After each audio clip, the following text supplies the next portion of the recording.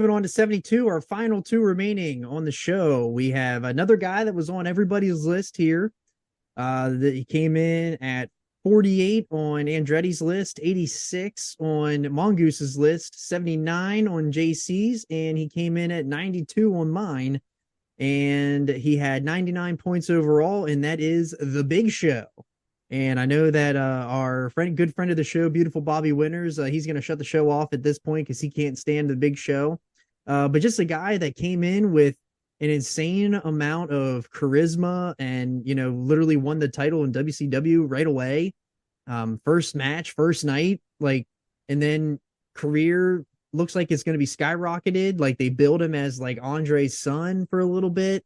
And then, he takes like a big down swoop in WWE, like in those early 2000s. And then he makes a huge resurgence and he literally accomplishes everything in WWE. Just a guy that got himself into incredible shape in later years. Now is working backstage with AEW, a super decorated guy that you can't discredit because of his resume is what you want from somebody that's done everything in the business.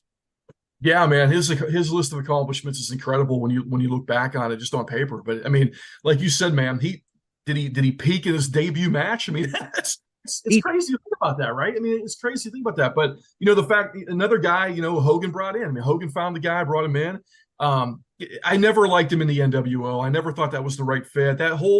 His whole NWO booking was just garbage. It was all garbage. I mean, my one of my favorite things about him is just him coming to the ring smoking heaters. I mean, the dude's out there smoking cigarettes during matches. It's unbelievable. Unbelievable. I love it. Loved every second of that. But you know, the Dungeon of Doom stuff, I'm always gonna love that. The goofball stuff in wrestling, I'm a big sucker for that every time, but the the Dungeon of Doom with him and he's Andre's kid. I mean, dude, what are we doing, right? But it was just so awesome. It's so awesome. But you know that the late WCW run was terrible, and then he goes to WWF and gets a fresh coat of paint, and he comes in as a big star, and it just doesn't work. I don't know what happened. It just didn't work.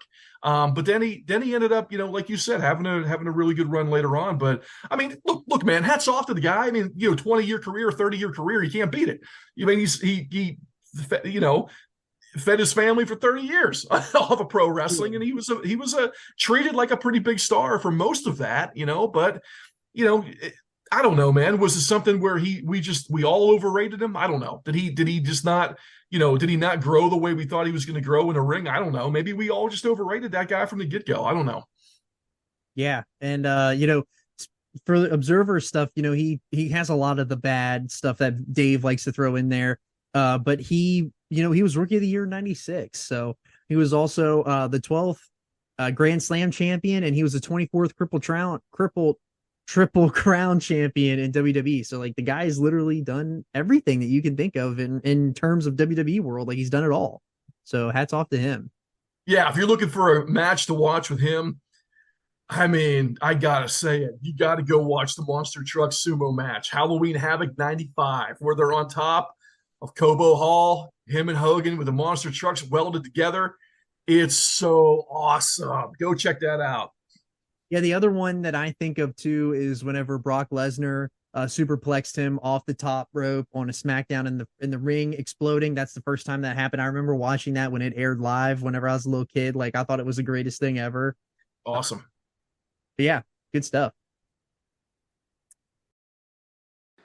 Whether you knew him as the Giant, Big Show, Paul White, whatever, however you knew him, I mean, you don't forget an act like him because of his just humongous size, the look.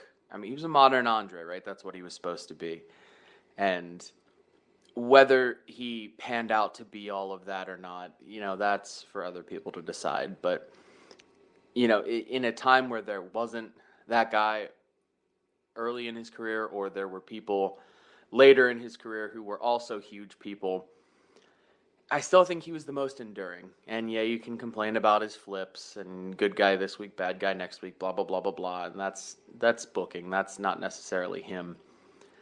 There was stuff in his early career that guys his size shouldn't be able to do.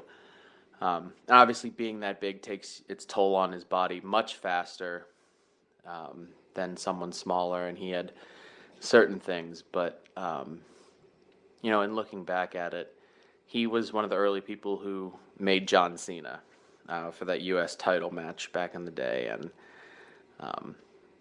I think part of his enduring legacy will be about how much of a good guy he was behind the scenes. If you listen to some stories from people, he really took care of people early in their career. He was in a movie. He's Captain Insano. Who doesn't love a good Captain Insano gimmick? And really, who doesn't love the cigarette gimmick when he would come out in WCW smoking a cigarette? That gets me every time. So probably the most enduring big guy attraction since Andre.